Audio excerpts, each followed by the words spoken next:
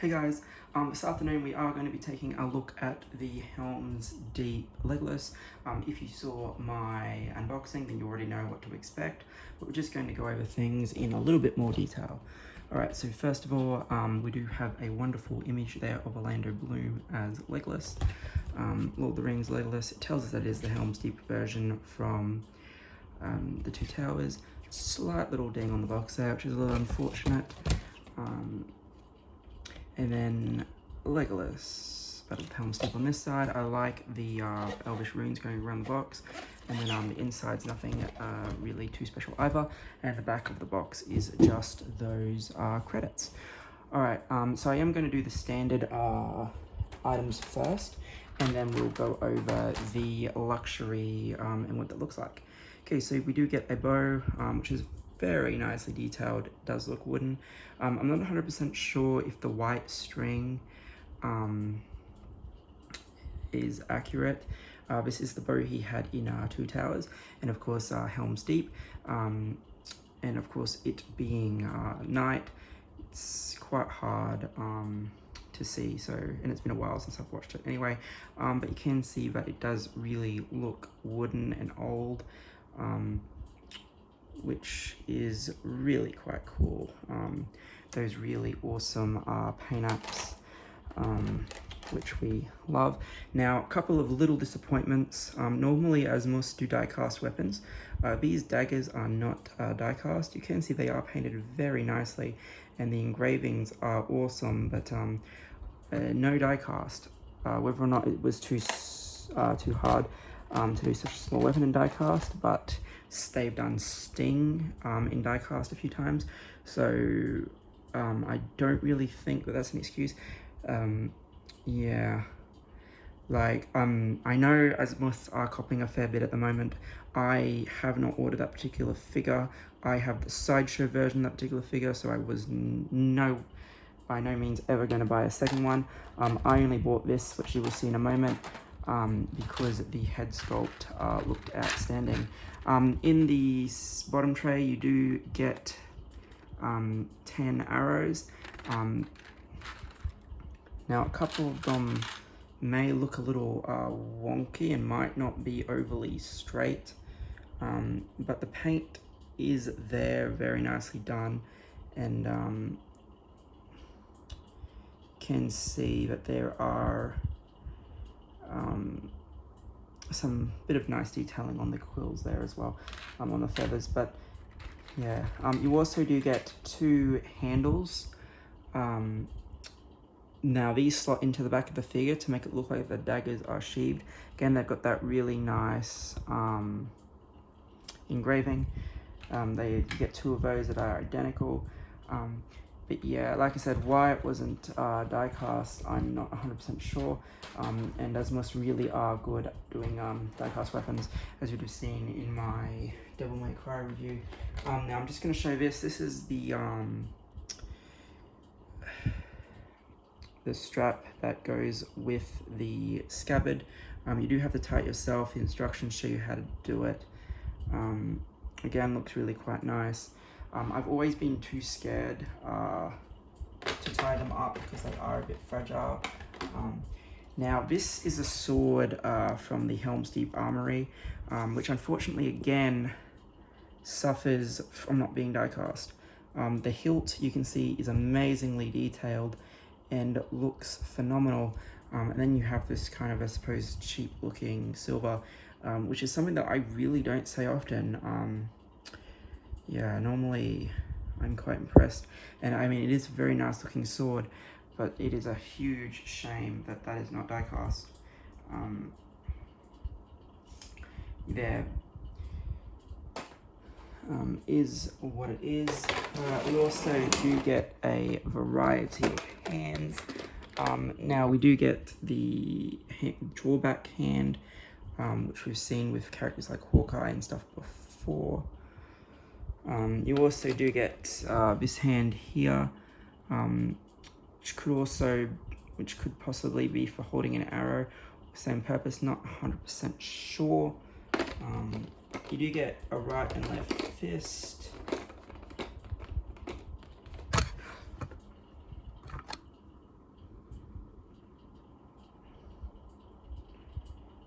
Again, the detailing on the hands isn't too bad. You can see the nails and stuff. Nothing too special, just ordinary human hands. I believe this may be a hand for holding the sword, because it's got a wider grip, I suppose. Then you have this kind of possibly to be used with the display stand, which I'll show later. It's part of the luxury set, or again it could just be a general maybe for holding the bow or something. I'm not 100% sure. And then you get 2 extra wrist pegs. In addition to that, you do of course get the standard display stand. Nothing too special about it, just Lord of the Rings. All the other ones have had it. Either says Lord of the Rings or The Hobbit, depending on which character you've gotten. Now, when you open up the tray, if you've got the luxury edition, there is an extra item in there. But when you open up the tray as well, you also get this very nice brooch on the cape, as you can see. It is a similar material to the pants and the rest of the other outfit. It's quite a light material, quite like it. It's a very, very nice addition to have the traveling cloak. Alright, now on to the figure himself. So first of all, I think the head sculpt is pretty damn good. I think it is a huge improvement from the original. Now, obviously, this movie, well, the film is 20 years old now, so this is going to be a good likeness of Orlando Bloom when he was obviously a lot younger. You see the shirt, the really nice stitching on the elven runes, really nice detail on the pauldrons. I thought one of them might have been silver towards the end of the film, but maybe that's just me forgetting things. Again, very nicely detailed quill, very nicely detailed gauntlets, belt. They all pre-tie all the other ones. The only one you have to do is the scabbard if you want the scabbard on him. Again, this is a really nice light material similar to the cape. You've got the pants, very, again, really nicely detailed boots, the gold continuing on them. So yeah, this is a really nice figure. It's just a shame that it's let down by those plastic weapons. Because yeah, normally I applaud the really nice die-cast weapons. Nonetheless, it's an awesome sculpt, awesome figure.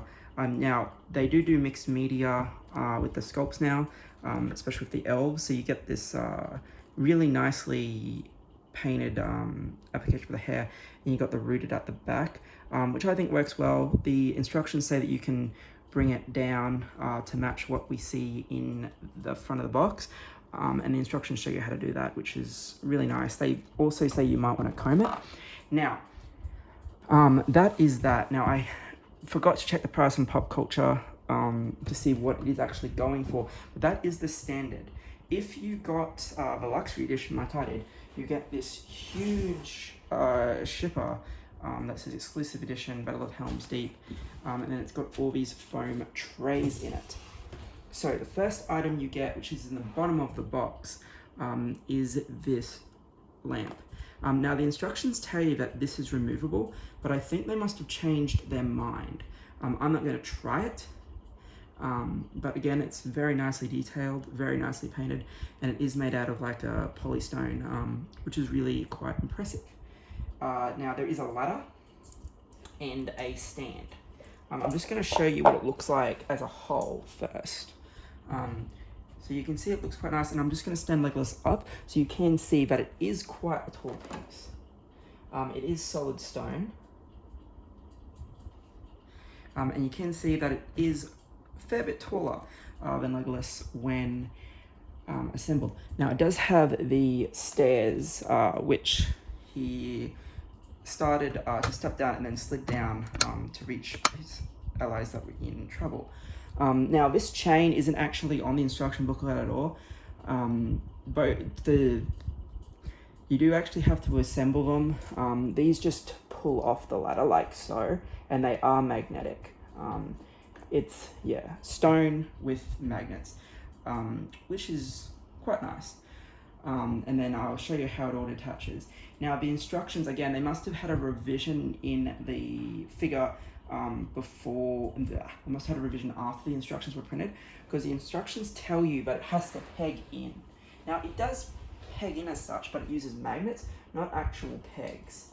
So there's the ladder detaching, and again the ladder itself, really nicely detailed. Yes, die cast chain. Yeah, so that's really cool. So you can have it with or without the ladder. If you're suppose putting in a detolf, you're probably not going to want the ladder there.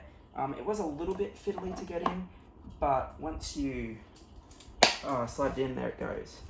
Now this wall here also lifts out, and it is also held by magnets. Now the floor is, again, you can see it's got like marks from things being dropped, possibly being hit, sword marks. It's really heavy and it's really impressive. Now all up, I think I paid $50 postage for this. So all up it was $470. So take out the postage, $420.